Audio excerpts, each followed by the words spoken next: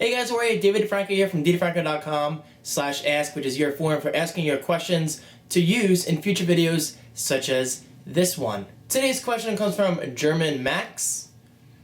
I bet he's not from America. You get it?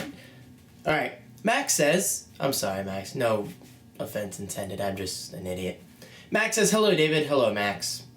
I was wondering for a longer time which social network is the best in its concept and implementation. Since I was watching your videos, I thought it would be a good idea to ask what you think of social networks in general, but also which one you prefer and why. Thank you, Max. No, thank you, Max, for the excellent question.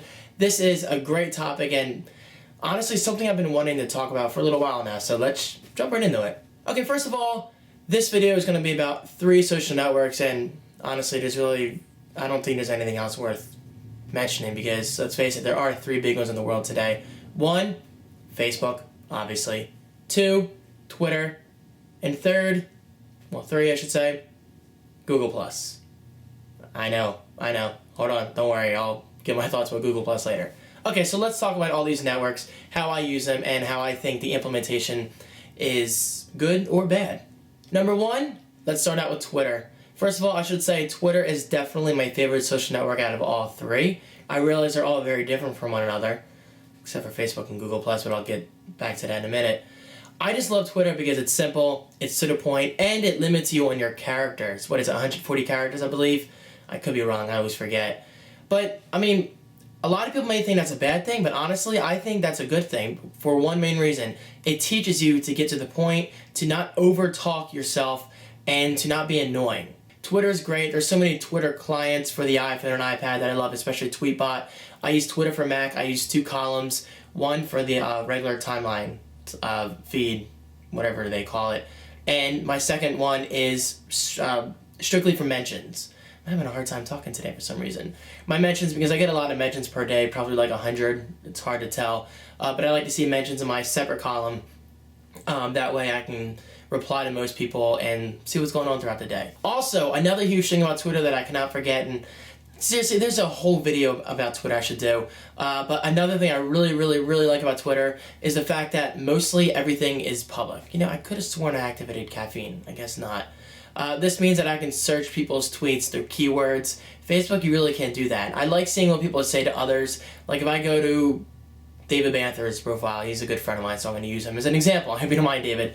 But if he posts something about Wawa going in Orlando, which is awesome, I'll go to his profile on Twitter for Mac, click the little @ button to see what people are saying to him. Okay, I'm really over-talking myself. Okay, maybe I should take my own advice.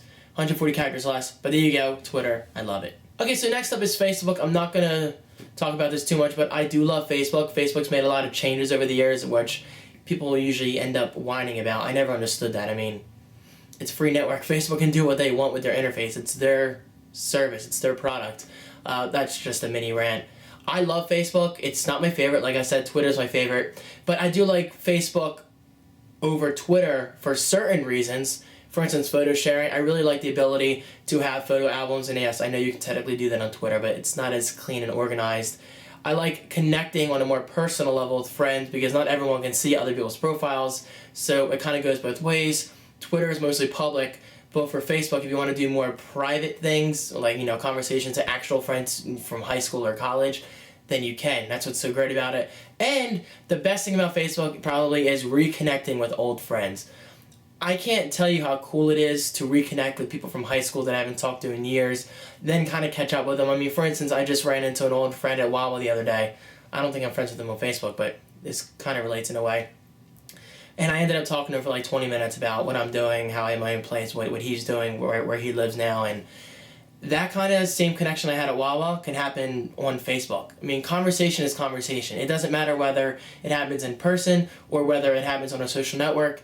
The fact that you're reconnecting with an old friend, I mean, you can't really deny it. That's a pretty cool feeling. And now finally, third, but, well, I was going to say last but not least, but honestly it is least in my opinion, Google+. I mean, Google+ is cool. I've tried to like it. I've tried to get into it. I just can't. For 2 reasons. 1, it's a little too much like Facebook. I know.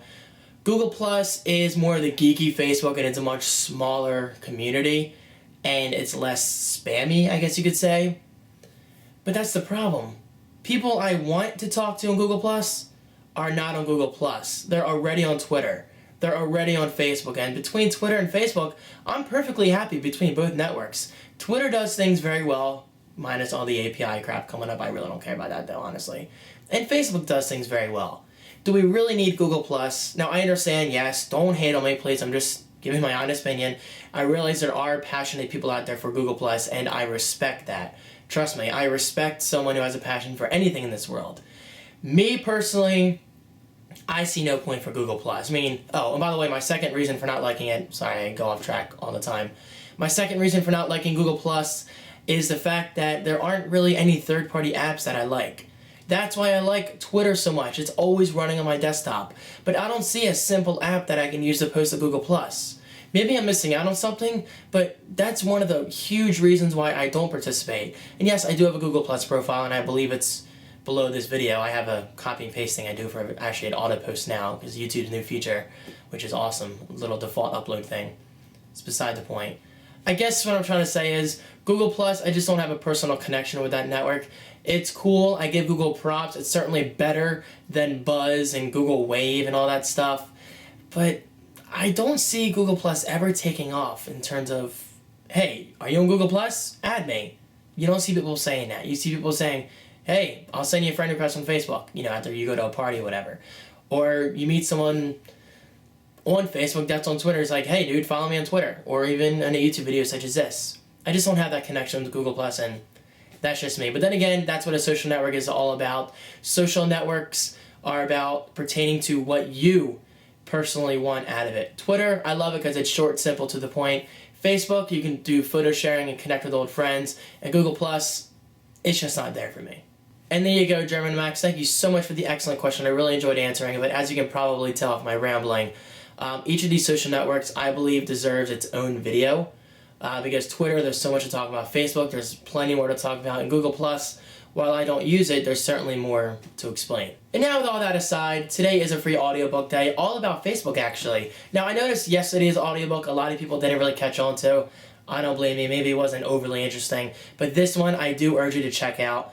It's called The Facebook Effect, the inside story of the company that is connecting the world. So if you even like Facebook a little bit, or even like Twitter, because they're similar in a way, I urge you to check out this book, and plus, it's free. Normally costing $25, you can get it for completely 100% free by using the link below, audibletrial.com/thecreativeone. Click that, sign up, and literally just copy and paste this book title, and it's yours to keep forever. Yes, I mean to the day you die. It's pretty sweet. Not to get all morbid, but I'm just putting that out there. So thank you very much to audible.com for making that possible. But, of course, as always, even huger, larger, even bigger thanks to you guys for watching this video. Hey, it's Friday. Give me a break. It's been a long weekend. Tonight, I'm just going to have fun. Just want to get this video out. Guys, have an awesome weekend. I appreciate your support, and I will see you, hopefully, in Monday's video.